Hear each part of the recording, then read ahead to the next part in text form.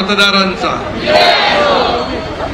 येत्या 15 तारखेला नवी मुंबई महापालिकेची निवडणूक होते आणि या निवडणुकीमध्ये प्रभाग क्रमांक 26 मधून दत्तात्रय विठ्ठल गंगाळे, त्याचबरोबर अश्विनी दत्तात्रय गंगाळे, सोनम राजेश म्हात्रे आणि ॲडव्होकेट संदीप नरहरी साळुंके हे 4 उमेदवार आहेत ना आपले. निशानिका यांची चौघांची पण. आणि मी आपल्याला विनंती करायला की या विभागामधून 4 लोकांना निवडून देण्याचं काम आपण करावं अशी विनंती आपल्याला करतो. आणि या भागातला पुनर्विकासाचा विषय जो आहे, सिडकोच्या 32 सोसायटी आहे, त्याचा पुनर्विकास सिडको आपल्याकडेच आहे, त्यामुळे पुनर्विकास झाल्याशिवाय राहणार नाही. त्याचबरोबर या ठिकाणी आमचे मूळ शिवसैनिक जुने संतोष दळवी यांना जबाबदारी देण्याचं काम शिवसेना करेल, त्यांचं पुनर्वसन करण्याचं काम शिवसेना करेल हा शब्द मी.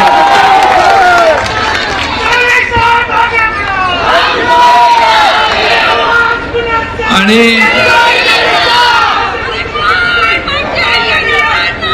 दत्ता गंगाळे यांना दत्ता गंगाळे यांना अगोदरच्या लोकांनी वाऱ्यावर सोडलं, परंतु शिवसेनेने त्यांना पदरात घेतलं. बाळासाहेबांच्या शिवसेनेने त्यांना उमेदवारी दिली आणि म्हणून या ठिकाणी मी त्यांचंही मनापासून स्वागत करतो. मनापासून या ठिकाणी आपल्याला शुभेच्छा देतो. अनेक विषय या भागातले आहेत, पुनर्विकासाचे आहेत. या ठिकाणी पोलीस स्टेशन पाहिजे, या ठिकाणी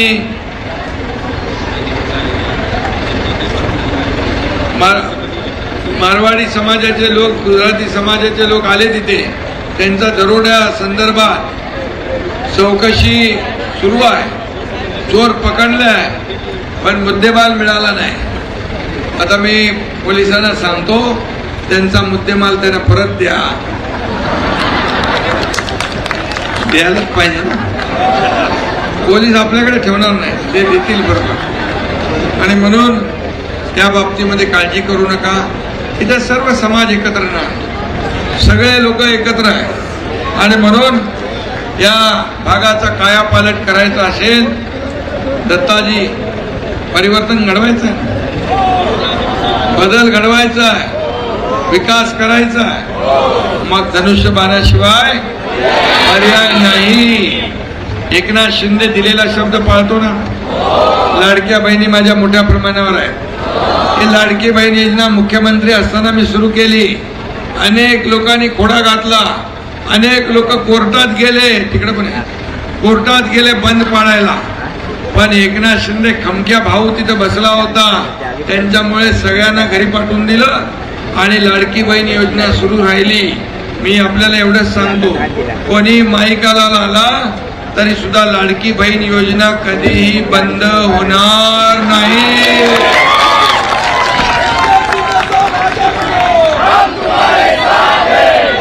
कारण लाडक्या बहिणींनी विधानसभेच्या निवडणुकीमध्ये विरोधकांचा टांगा पलटी, घोडे फरार करून टाकले. चमत्कार घडवला. विरोधक एवढे हवेत होते, लोकसभेमध्ये फेक नरेटिव्ह पसरवून विधानसभेत जिंकण्याची स्वप्न पाहत होते.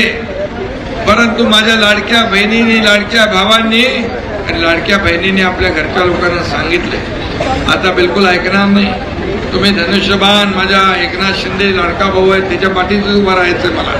आणि म्हणून तुम्ही चमत्कार दाखवला, त्याबद्दल मी तुम्हाला मनापासून धन्यवाद द्यायला आलो, इथं तुमचे आभार मानायला.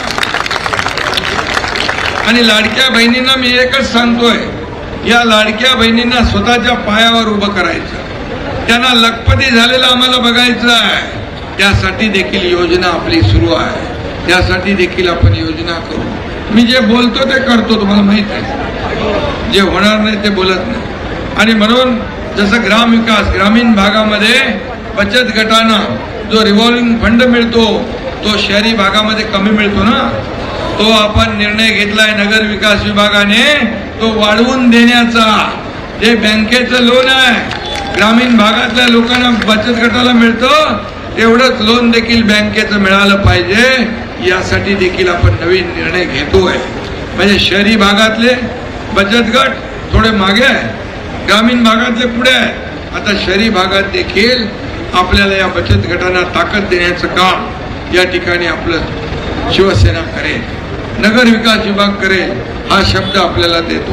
बाकी काय बाबा दुसरे कुठला विषय? बिल्डिंग पुनर्विकास रखडवलाय. पुनर्विकास रखडवणारे दलाल ते उमेदवार आहेत का? मग त्यांचा भांडा डबागोल करून टाका. अरे ज्यांनी घर देण्यापासून वंचित ठेवलंय त्याला तर आडवं करायलाच पाहिजे ना. एकदम जोरात पाडा त्याला की परत कुणाची दलाली करायची हिंमत करता कामा नये. दलाली करायची तर उभा कशाला राहतो? आणि म्हणून उभा राहायला निवडून आला तर डबल दलाली करेल, तुमची घरं कायमची गायब करेल. म्हणून तुम्हाला सांगतो या निवडणुकीमध्ये त्याचं डिपॉझिट जप्त कराल तुम्ही, पक्का कराल. एवढा मोठा जनसमुदाय बघतोय. हे 15 तारखेपर्यंत तुम्ही असे एकजुटीने राहिलात ना तर समोरच्यांचा डब्बा गुल झाल्याशिवाय राहणारच नाही, होईल ना. आणि म्हणून मी आपल्याला सांगतो सगळे विषय पुनर्विकासाचे विषय नगर विकास खात्याच्या माध्यमातून इकडे गरजेपोटी बांधलेली घरं जी आहेत तुमच्या नव्या मुंबईत त्याला आपण नियमित करतो. मालमत्ता कर डबल वाढ लावलाय तिप्पट. मी तुम्हाला सांगतो, मी शब्द देतो, आचारसंहिता संपल्या तो खाली आणल्याशिवाय राहणार नाही.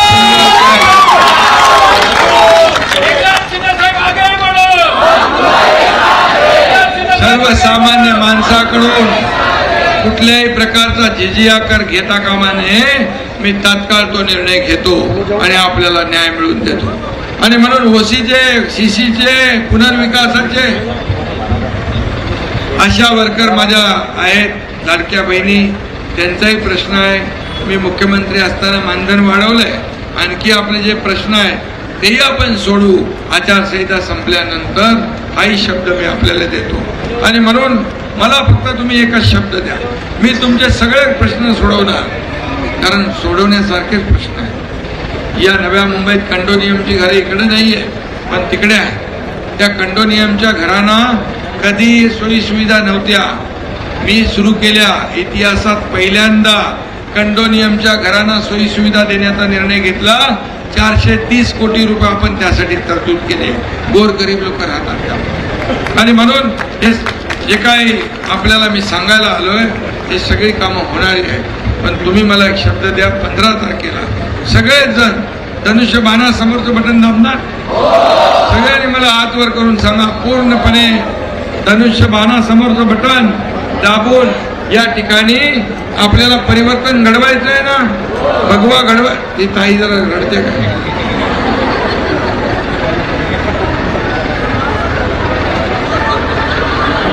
चिंता करू नका.